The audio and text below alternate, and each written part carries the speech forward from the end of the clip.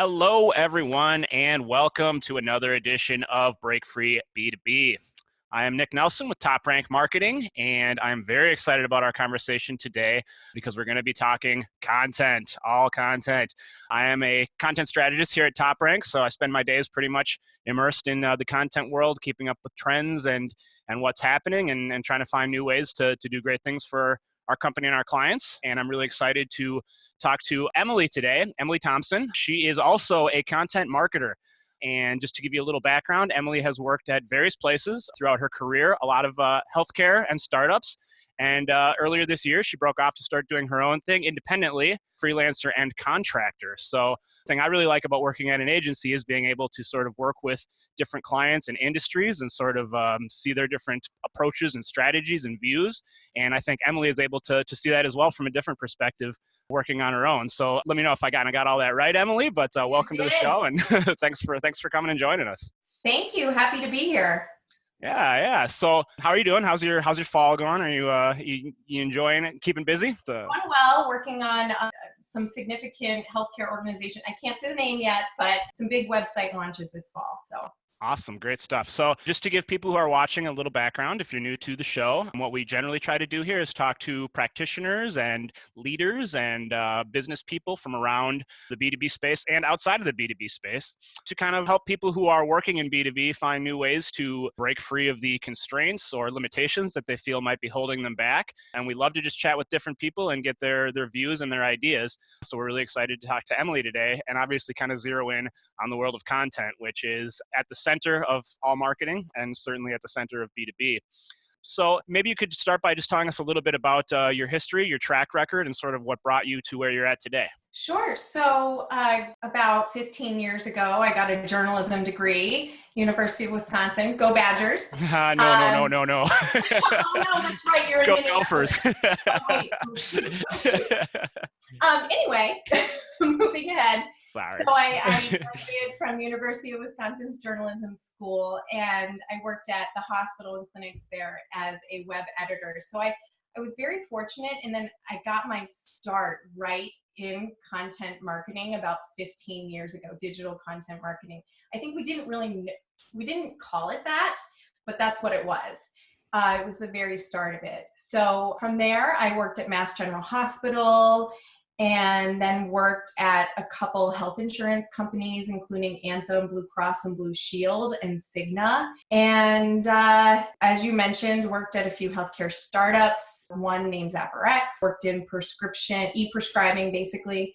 And here I am today. I was working at Virgin Pulse, which is a employee health and well-being program and mobile app. And now I do work for my own business. It's called EST Creative. I serve a lot of healthcare clients, healthcare and technology clients, and I'm based in Boston, where there's a ton in the way of healthcare and technology. So I guess I think for the purpose of this conversation, it'd be great to focus on that vertical, healthcare. Yeah, we here in Minnesota, we also have a lot of healthcare. That's one of our main sort of industrial strengths, I think, and a lot of startups. So I think we can definitely relate a lot to what's going on in Boston there. It's definitely a major emerging area for technology and a really interesting area for marketing, I think. To me, healthcare is, a big frontier for content because it's so important to be building those relationships, building trust and differentiating. And it seems like a lot of companies are kind of just coming to realize that of late. Like there's been a much bigger focus and emphasis on it, I think. Are you seeing that from your end? Absolutely. I mean, that's really what, to me, content marketing is all about. It's building trust with the consumer, whether that's a patient or a referring physician. And I think that when when an organization can deliver strong content that helps inform people, it only builds that trust. And if you think about the patients that are involved, often they're frightened, they're overwhelmed, they don't know where to go. Yeah. And so there's just a lot of opportunity in healthcare for marketers to really rely on content to help them build that trust, as you said. Yeah. So It's cool to hear that you went to journalism school and found your way into content marketing. I followed basically the same path. I didn't find my way into content marketing as directly out of school as it seems you did, because as you mentioned, it's really a discipline that has sort of come into form and focus really over those last 15 years. It seems like I graduated from college just about 15 years ago, actually 2004. So it took me a while to figure out what I wanted to do. I didn't really know that much about content marketing then, so I kind of jumped around and thought maybe I wanted to do journalism. But I have found that a lot of those skills, journalism itself is really about trust and accuracy and truth, right? I mean, those are the principles that were sort of instilled. So, tying back to this current conversation, I think there really are a lot of lessons. Have you seen that sort of the fundamentals of journalism are really working their way into your day to day? Absolutely. I mean, interviewing is a main skill that I use on a day-to-day basis, whether it's interviewing a CEO to write a bio or a patient to tell their story. I absolutely love interviewing patients. A lot of them are really excited to tell their story. And then also just like the basic inverted pyramid. I mean, that's just a journalism fundamental skill, and delivering the most important information up front and pulling a reader into your story. That's what we do as a content marketer. Yeah, that's a great point. I mean, I think the old inverted pyramid, right, of kicking off with the lead and hooking Yeah, a reader and sort of the organization of information is something that I've found really useful and that a lot of people are kind of still struggling with, it seems. You find a lot of content where it just takes so long to get to the point, or maybe they're not quite understanding how, especially in this era of shortening attention spans, how important it is to have that quick hook and that sort of most important information right up at the front. absolutely. I mean, you got to pull people in, I love just giving them the facts and the biggest point right up front, but you can also lead in with an interesting story or quote or an anecdote or maybe even something in the news. Just whatever it is, something, or a fact. I love using facts as well. Just whatever you can to just grab them and pull them right on in. You have to get their attention within seconds. Yeah, and it's a tough challenge that we're all grappling with, but it's also fun. It's also a very Yep. exciting challenge. So as you look at sort of the healthcare vertical specifically, and we talk about content marketing, are there certain things that you see in your work with your clients, or maybe sort of in the vertical at large, that are really working that you kind of see as the most promising pathways that are kind of emerging here? You mean marketing techniques? Yeah, especially when it comes to content. Yeah, like what do you see people doing to build that trust that we talked about that's so vital? Yeah, I think that there's been a lot of progress just overall in marketing in the way harnessing big data, and healthcare is no exception to that. So I think we've done a lot to actually track patterns and trends in human behavior, and then we can then personalize content, whether it's via email or another way of messaging someone to influence their health behavior or build that trust. I've seen it used, for example, Fitbit is a great example. I saw them actually take data for a user. Basically, they took the amount of steps that a Fitbit user had in a year and how that translated into miles, and then they emailed that information out directly to the Fitbit customer, and the person opened their email and they could see like what they did in the last year. And I think that's just incredible progress and a great example of personalization and use of data in healthcare marketing. Another area is content marketing, just as we were talking about. I think healthcare organizations have made a lot of progress in this area. Research says that something like 93 million Americans have searched for a health-related topic online. So we know people are going online, we have to be there too. And I think it's great that healthcare marketers are moving more and more into reaching people in this way. Yeah, I think searching health matters online is very interesting and sort of a weird place right now. I've I've looked up my own symptoms many times and diagnosed myself with cancer and all sorts of strange Oh, no. things on WebMD because it's just the case, right? And trying to make that a little more sophisticated and, as you mentioned, personalized is a big area to focus on. Healthcare, I think, is a really interesting area for that. We just spoke to someone recently who is in the financial software industry. And I think both of them, there's a lot of data, there's a lot of really useful data, but there's also a lot of maybe discomfort and skepticism from customers about that data. It's obviously very sensitive information, personal information. So, I think the Fitbit example you just gave is a great example. Are you seeing other sort of opportunities and areas where data is being used in a responsible way that's, not going to cause, customers to run away, but is very useful for them? Yeah, to your point, it is really tricky. And there's a lot of laws and regulations around it. But that's not to say it can't be done. And it has to be done carefully and mindfully. As far as examples, I think that, yes, the Fitbit app is a great example. I think that I've seen a few other apps. Like, for example, I had a son last January, still a relatively new mom. Nice. And so during that time, I tracked my pregnancy as well as the early months with my son, his weight, his height, as well as what he was eating and sort of how he was developing. And there were several apps like Ovia and What to Expect and The Bump that would recommend products based on the data that I was putting in them. So, for example, I might see something about formula that could work really well for my son who has a dairy sensitivity, or I might see a toy that is developmentally appropriate. So I just think that there's a lot of healthcare companies as well as apps that are doing a really good job of this, but it's still, there's a lot of room for progress, and you're right, we're just scratching the surface of it. So yeah, I think, that it is sort of incumbent upon us as marketers to rebuild that trust and that confidence in data usage.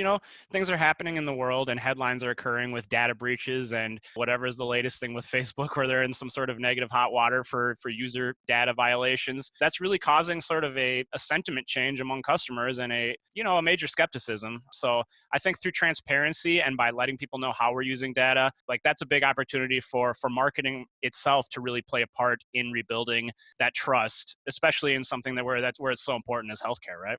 yeah, I think it comes down to messaging too. And I think if you make sure that your content is ultimately really helpful to the consumer. So for example, on these apps, I was being served up a toy that might work for my son and his age and developmentally, where he was at, or food, we were struggling with a type of formula or milk that would be good for him. Like, ultimately, people just want information that's helpful to them and helps calm them down, whether they're nervous about their health information or they're a new mom. So it was it's hard to be frustrated when an app is using information about myself that is ultimately benefiting me, helping me out. Yep. So when it comes to delivering this information via content, do you have favorite sort of formats or channels? Are you seeing any ones that are clearly kind of coming forth as the ones that customers and patients are preferring? And has there been any movement that you've really kind of noticed in recent years on that front? So I think it really depends on who your audience is. But I think we can't ignore that. I mean, email is still an incredibly important way of reaching people, and blogs as well. I mean, just delivering content that's informational and helpful to people in a blog format is huge. I think that downloads are great. Ebooks, infographics, people really want highly visual content. I think that video is huge too. People want to watch, not necessarily read their information. Yep. I think what else? Mobile. You have to be on mobile now. You cannot ignore it. So, I mean, ultimately, it depends on who you're trying to reach, but those are the mediums that I'm seeing work the best overall. Are there any tactics or practices or sort of even mindsets that you are seeing that you would say maybe are counterproductive or moving in the wrong direction, or could at least use sort of a nudge, an adjustment, in terms of really getting back to connecting with customers and building that trust? Great question. So I think that there's a huge push in the creation of online reviews. People are just overall, they're overwhelmed with the amount of messages that are being sent to them. And so they're placing somewhat of a higher trust on word of mouth marketing And that includes online reviews. So, think about yourself. Like, when was the last time you went out to eat, or even search for, like, called up for a doctor to make an appointment without Googling that doctor and seeing what someone may have written about him or her.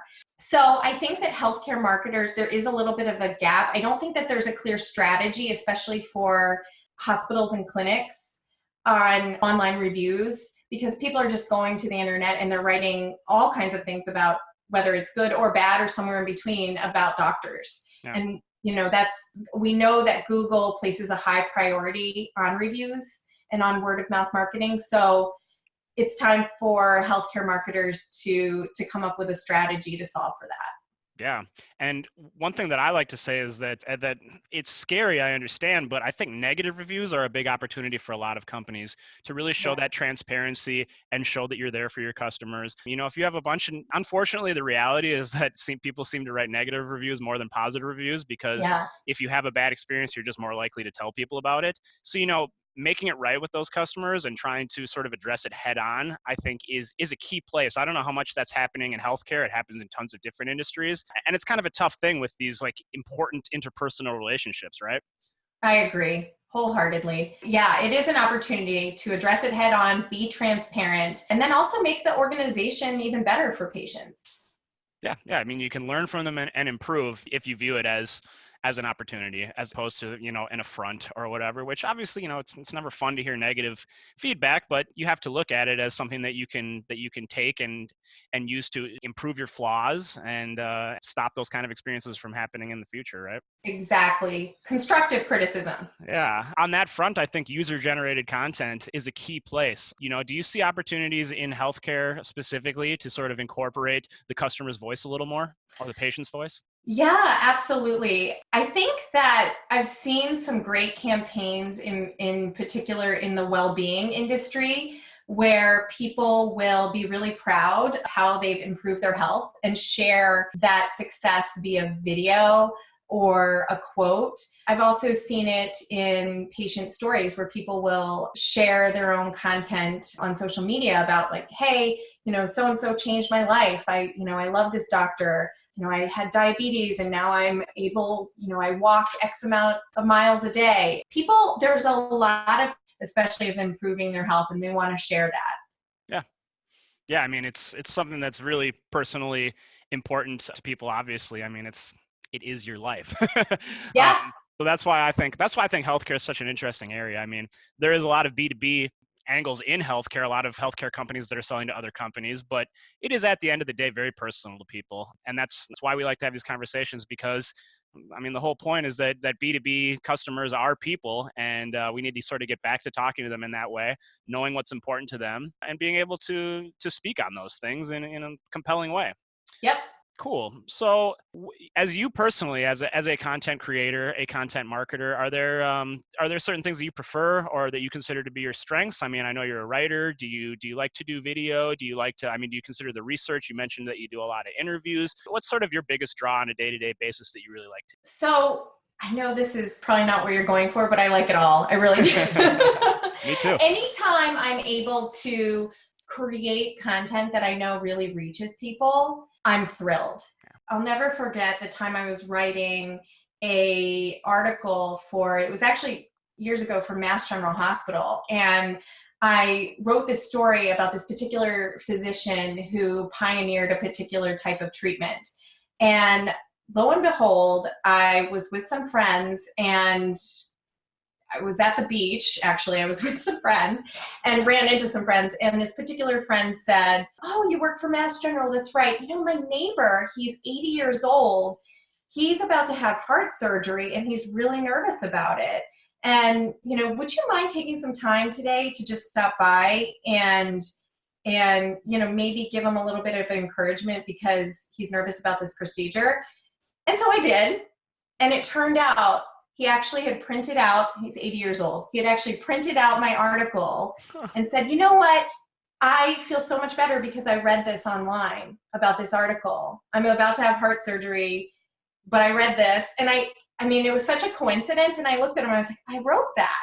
That was one of the few times I've actually been able to to meet a patient and see how my content really impacted them. But I know deep down this content is reaching a lot of people. It's helping them. It's encouraging them. It's making them feel better about the decisions that they're making, whether it's the hospital they're choosing, the drug they're choosing, or even the way that they are managing their health and well-being. And so whether it's a blog, social media, I help with ebooks, video, you name it, I'm happy to take that on.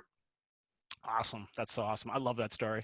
So I'm interested because you've had the opportunity to work with a lot of different companies and different people in the space. Is there sort of one prevalent challenge that stands out to you that sort of everyone is trying to get past? I mean, is it so simple as just building that trust and breaking through, or is there anything maybe more specific or, something that's standing out to you even at a higher level? Yeah, I mean, for patients, I definitely think trust, cost is a huge issue.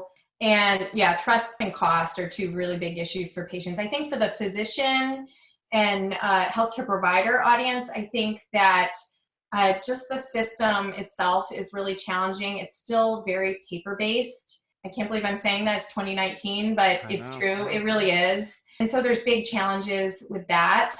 And so even, with healthcare marketers reaching those referring physicians, I mean, there's huge challenges. I mean, I had a doctor ask me to fax him a brochure. I did it. You know what? I'll do whatever people need to reach them. But, that's sort of what we're talking. This was in 2017. So these are big challenges. And then, just the system itself, there's a lot of challenges in healthcare with regard to, how I'm thinking about the healthcare prescribing process, for example, with sending faxes and patient. I mean, there's just a lot of communication issues there to be broken. Yeah, I mean, what you're talking about is sort of inherent to large organizations and enterprise companies. I mean, it's something that we see on different levels with all kinds of different companies. It is interesting what you said about sort of how far behind healthcare can be, because I mean, it is like the giant system, industry basically. Like, it's everywhere, and it's so bloated everywhere and so backwards in a lot of ways. I happen to know that some of our really large healthcare companies around here I know this because I know people that work there, like they're just finally making this real digital transformation and reinvesting in their websites and bringing them up to speed. And it's a huge move that it requires orchestration of a lot of people. Like all these doctors, like you talked about, that are used to paper and fax and stuff. Like, well, we need to have online digital bios for you. You need to be more accessible through. This is how people are accessing their healthcare and their practitioners now. So it's really a new world, and sort of educating people who are accustomed and ingrained in the existing system is a big challenge that I think expands beyond healthcare, but it is like most prevalent in healthcare. Are you kind of seeing that as well? Absolutely. Absolutely. I mean, I think consumers are tired of being bounced around on the phone. I mean, they want to be able to go online. They want to make an appointment. Many people want to make an appointment online. And if they can't make an appointment online, they want to chat with someone on the website after hours. People don't want to just do things from 9 to 5. People work. They want that sort of 24/7 availability that they're used to in other industries. And unfortunately, healthcare is just not providing that yet. Yeah, but at least starting to move in that direction, and it's good to have people like you at the forefront. So it is. And actually, quick success story. So recently, my husband, unfortunately, my husband chipped a tooth. Oh, no. And I actually went online and was looking for a dentist. And I found this one dentist in our area, and it was maybe 7 p.m. So obviously the office wasn't open, but they did have a chat mechanism on the website. And this was a very small practice. And I thought, you know what? This is great. It's great that this small dentist office is actually moving in this direction, taking steps to accommodate me as a consumer so that I can then help my husband make an appointment right away. Yes, that is awesome. I've seen a lot of really cool applications. This is not in the space of human healthcare, but we got a kitten recently, me and my wife. So we're learning about congratulations. Cat, thank you. We're learning about cat ownership and stuff. And we came across one website that you can like pay a subscription and get access to basically 24/7 access to like these experts in different fields. So it was like something bad happened with the cat. We were all scared. We went online, we were able to talk to a veterinarian who told us exactly what was happening and, relayed our fears and relieved all the anxiety. And those kind of things are like such awesome uses of the internet. And it's so cool to see those kinds of great customer experiences manifesting. And I'd love to see more of it in like every industry. Absolutely, absolutely. And on the note of just customer experience, I think that's just another way marketers should be helping out, not just digitally, but I think marketing has a role in every aspect of an organization from the moment a patient walks in the door to when they leave. I mean, I do believe marketers should be part of those conversations internally, like how can we get patients in practice more quickly? How can we make their experience even better? How can we communicate with them better? Marketing is so important. Healthcare marketers should really be at the table for all of those conversations. Couldn't agree more. Yeah, I think that marketing and sort of customer service, customer success, those departments are becoming more and more intertwined, and really they need to just sort of really be on the same page, if not one and the same, because if your marketing is great at selling a vision of a company and bringing people on board, if the experience itself isn't matching up to that, then what good is it, right? You're not going to get any advocates, you're not going to have retention. So yeah, to your point, like we need to become involved in all the touch points that are affecting the customer experience. Exactly. Great. So as we sort of tie it back to the concept here of the show, really breaking free, from the things we've talked about and from the experiences you've had at various places, is there anything that stands out to you as a real opportunity for marketers and specifically those who are working in the B2B space to sort of break free of something that might be inhibiting them, a new path to pursue, or just a real key area of focus that you'd recommend? Break free from fear. I think that healthcare can be a very conservative market.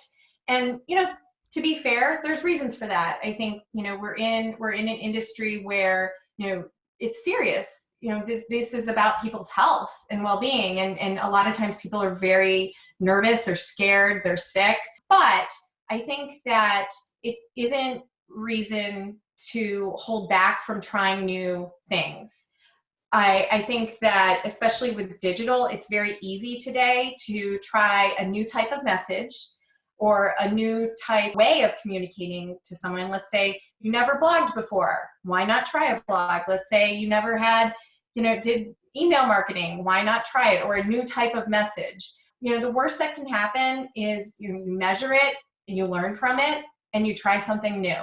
I think that often healthcare marketers, we can get stuck in the same way of doing things. And a lot of times it's a little too safe. Yep. That's something that happens in all areas, I think, but healthcare is definitely one. I mean, we just talked about how many legacy processes are still taking hold of that industry, and it's because of that, like you mentioned, like a fear. We get too comfortable with what's working and our existing best practices, but we do have to remove that fear to fail. And I think the key is really, we talk about it a lot here, is making smart bets, doing something that is you don't know if it's going to work, but at least you have a good solid foundation and basis for doing it, and you don't commit so many resources to trying it out that you're going to tank yourself if it doesn't work. I think that's how some of the greatest companies today are innovating and doing new things for their customers, because you can't entirely, especially in healthcare, I feel like you can't entirely depend on the market to tell you what to do, because that's not how you innovate. All they know is what's out there already, right? So right. I love that. Smart bets. I'm going to use that. Go for it. Yes, by all means. Awesome. Well, thank you so much for chatting with us today, Emily. If anyone wanted to reach you or get in touch with you, what would be the best way to go about doing that? I can share. Would you mind? That might be easier. That way people can just read it. Yeah, go for it. We'll read it aloud to those who might be listening. Awesome. So Can that's, you see it? Yep. Emily okay, at cool. est-bostoncopywriter.com. And that's at Boss Creative Copy on Twitter. So you are owning the Boston copywriter market there. I like that. You've got the web domain, you've got the Twitter, you are the Boston freelance writer. Hey, I got to do what I can for SEO. Yeah, that's good branding. I like it. All right. Well, thank you so much for chatting with us today, Emily. It was a pleasure. Love talking some content. Love picking your brain and getting your perspectives. It was awesome. So everyone, if you want to learn more about Emily's views on content marketing and the current world of healthcare marketing, feel free to get in touch with her. Obviously, she's a bright person who likes to chat and is very energetic, which is great. So it was awesome to have you on. Thanks a lot, Emily. Hope Thank the you weather so much. stays It was out a there pleasure. nice and nice out there in Boston for you. And I will say that here in a few weeks, when the Gophers play the Badgers, I will be rooting hard for the Gophers. Oh, you're on. You're on. We finally have a good team this year, so I mean, this is a rare opportunity for me to feel some semblance of confidence. But it's on. I'll be in touch. all right, sounds good. I'll follow up with you. Have a great day, and we'll talk to you soon. You too. Take care. Yeah, thanks a lot, everyone, for listening, and we'll catch you for the next episode.